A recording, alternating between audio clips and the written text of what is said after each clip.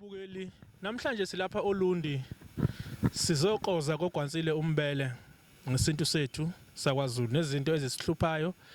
nezinto esigejayo nje singabantu. Namhlanje sinesihambeli lapha uGeshenge TV. Sizocela ukuthi ke asikusicacisela ngezinto ezithize kakhulukazi namhlanje sifuna ukubuka iphuzu lokuthi imimoya kambe into ekanjani into eyenziwa kanjani umuntu lapha wangibuza ngaphambilini ukuthi ngangidla amagobongo ngawashiya phakathi ngabe lolo hambo lolo mangifuna ukuhamba ngoluphothule imiphi imigudu neindlela okumele ngizilandele noma ngizenze asikwemukele Geshenge TV. Angithokoze Mashobane ngibonge ngiphinde ngibingelele indaba oza ngayo ke othe wayibeka ithanda ukujula esikhani samanje ke sesibuka ukuthi baningi abantu abathi bayawenza amagobongo ungakwazi wena kodwa la owenza khona awuzazi ingqinamba zakhona ukuthi ke zikanjani ngoba abantu abasuke besengabe besiphethe bahlukahlukene khona abaphethe amakhehla khona abaphethe izalukazi khona abaphethe izingane kodwa ke namhla kunjalo igobongo lona sokulilodwa okunye sekushaya uyasibheka ukuthi igobongo zolenza lidinga ukuthi ulenze kuphi ngoba ngeze bengiwaxulu nje mina igofu zoyenza lenza kaxulu mhlambe ufuna uyolenza ekhakoma ngezathu ke zakhona thizini mawuzolenza ekhaya nakhona futhi ufuna ube nezathu zokumema laba bangale ekhakoma ukuthi cha uzokwenza igobongo ngani bese kuyadependa ukuthi uma ushadile yini ngoba phela umama engashadile ehlala kwaXulu ngeke uzwenza amagobongo kaXulu ngoba phela wenza esigangeni ya lapha nje umuntu nje ohlalile ufihla ikhanda yonke into yami isabhlonga ekhakoma ngoba uma ngashadile bese bakhona futhi ushadile kanti imoya yakhe yashiya emuva ishadise imoya yakhe ukuyona into engqina lapha ngempela sikiphethe zonke izinto zethu uma ngabe imoya yakhe isele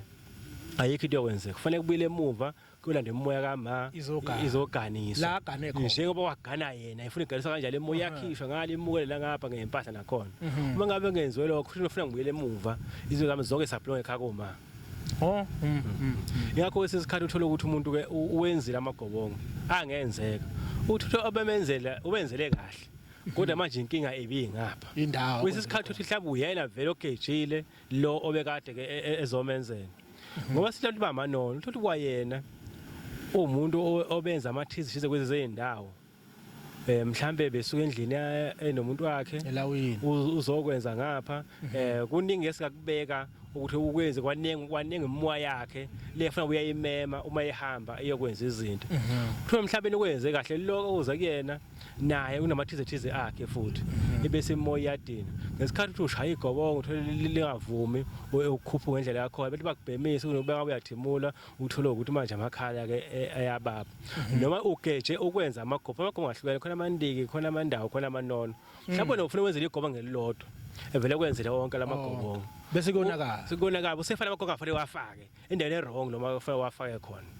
okuwukuthi mhlambe kumele uma ezongenzela logobela amagobongo kumele athi kubheka ukuthi iliphi okumele angenzele lona ilapho ufuna ebheke khona mangabe ezokwenza inono lidingani inono indiki lidingani indiki la kuphi lasekhakoma noma lasekhaya inono lasekhakoma noma lasekhaya ilapho ufuna ebheke khona cha lo bedinga igobongo manje menzokwenza amagobongo onke kakimine bekudingana nje igobongo elilodwa ngowesikhathi kwenzeka into zami zivaleke usenza amagobongo ngafathe wenza zonakala kakhulu izinto zami la uke wathi indaba ukuthi ukhona owaqala wase wayeka phakathi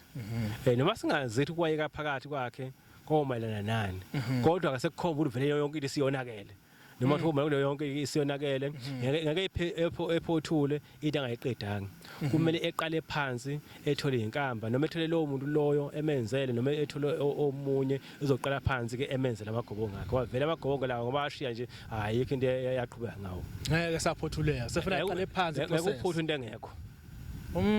nangokwela ugobela wami ke uzongenzela ke amagobongo kuvumelekile ngokwesintu ukuthi ayokwangamela umsamo wakwaKhumalo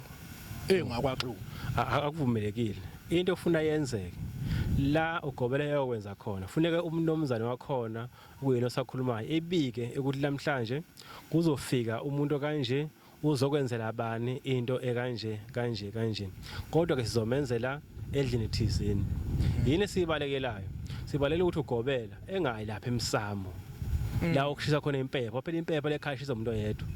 uyena osuke engamele okwesikhathi ulikuzoza umuntu wesifazane ulesifazane akayisidalo ke emsamo ngoba ngisho wasekhaya la eganini impela mokhonto ufuna yenze engekho umuntu wesilisa uma lapha ngasemnyango etshela ingane yomfana ukuthi thani ngoba akavumelekile ukuye emsamo ngaphi kwesena kwale ekhaya futhi vele isidala sakhe siyaqhela ubani lo uzothini ukuthini yabo bese kubalala ke gcine into engiyibuke ke engazi imi right noma yikho right uthule ukuthi umuntu kunezinkukhu la inkukhu ifika ithathe ibeke ekhanda lo muntu osuke ezokwenza lonto lena ikhulunyiswe kuthathwe enye futhi kanjalo egcineni gobe sehamba nazo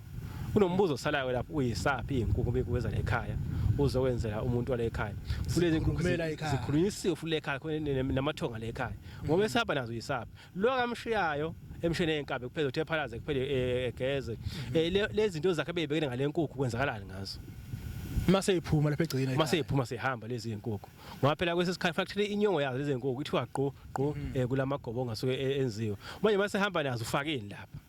kanti bezenza lezi nkukhu beziphinde futhi sihamba nazo futhi sikuba isidingo sazo iphoma ezophinde ikhume sihamba nazo futhi akungakho mhlawumbe kulebuka sengazi ukuthi sekukuthwebula idlozi noma sekukutshotshisa isidalwa sala ekhaya ngoba masephuma nje nazo kanjalo singakusho singananazi ukuthi kubuka phela kanjalo ukuthi into ekhunyelele ekhaya ujika uhamba nayo asedinde ihambe nazo ngokwami ukubona ngisho ukuthi angikwazi ukusebenza kwabo kunocabanga kwami singayibona ukuthi umuntu uzosithola idlozi bese hamba nekhuza ekhaya ayikhulunyelwe batshela abantu lezi inkulu zokwenzaza abeka umuntu ekhaya yonke into uthola inhlala yakhe phela umuntu loyo ngokubuka kwami uyayizola ke imbuke lapha ekhaya ukuthi hayi impela siyancela siyafunda siyajula kuningi ngithemba ukuthi nawe lapha ekhaya uyasizakala futhi usazophinda usizakale mhlambe esikhathini esilandelayo iluphi ulungu udaba mhlambe noma esinye ulungu udaba esingake silubheke okulandelayo ziningi izinto esisala kuzona kodwa kwesisikhathi ngokungazi noma ngokubukela kwabanye abantu beza ngendlela yaphela khona emikhuba yemizi khona usuku lwemizi khona izinto ongafanele uyibukele khona ndezakhona akuzona ezini okunye sokuthinta ukuqala komsebenzi